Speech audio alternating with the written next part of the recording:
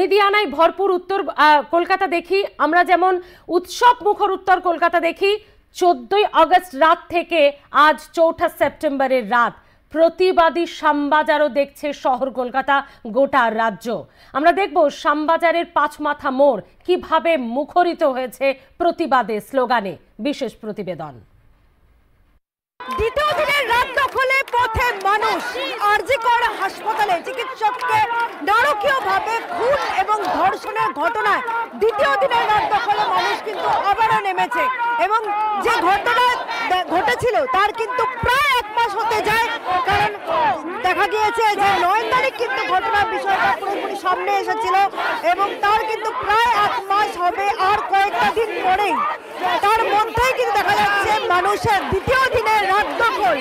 এবং সবটা বলতে গেলে 5 তারিখে সুপ্রিম কোর্টে রায়দানের কথা ছিল এবং শুনানির কথা ছিল, কিন্তু সেখানে দাঁড়িয়ে সুপ্রিম কোর্টের সেই রায় স্থগিত হয়ে গিয়েছে শুনানি, এবং পরবর্তী ডেটে কবে হবে সেটা কিন্তু এখনো পর্যন্ত জানা যায়নি। তবে যেটা উল্লেখযোগ্য বিষয় যে জাস্টিস ফর আরজি কর স্লোগান তুলে দ্বিতীয় দিনের রাত দখল কিন্তু চলছে।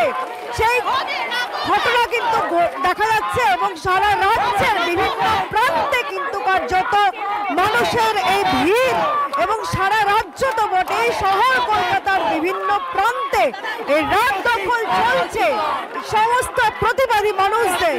এবং শুধু তাই নয়, শহর কলকাতার বিভিন্ন প্রান্তে যেরকম চলছে, উল্লেখযোগ্যভাবেও চলছে এই এলাকা, অর্থাৎ শ্যামবাজার পাঁচমাথা।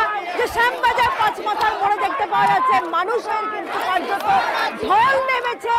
1 ঘন্টা প্রদীপ জ্বালিয়ে বা মোমবাতি জ্বালিয়ে এই প্রতিবাদের ভাষা কিন্তু আবারও তারা তুলছে, যেটা সার্বিক চিত্র দেখে উঠে এলো।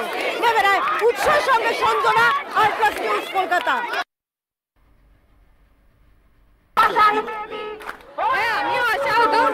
আমরা সুপ্রিম কোর্টের দিকে তাকিয়েছিলাম, তবে ইন্ডিয়ান জুডিশিয়ারির উপর আমার ভরসা আছে।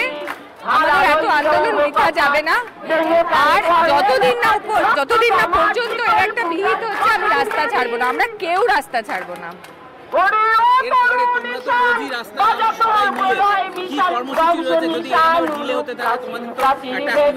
কর্মসূচি নিয়ে আমরা এখনো আলোচনা করছি, কিন্তু যাই হোক না কেন আমরা রাস্তায় থাকবো।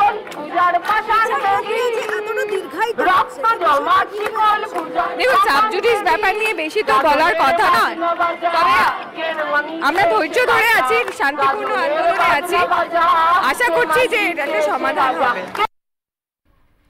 নারী পুরুষ, উত্তরবঙ্গ থেকে দক্ষিণবঙ্গের মানুষ, সবাইকে যেমন এক সুতোয় আজ এই প্রতিবাদ বেঁধে দিয়েছে, তেমনি সেলিব্রিটি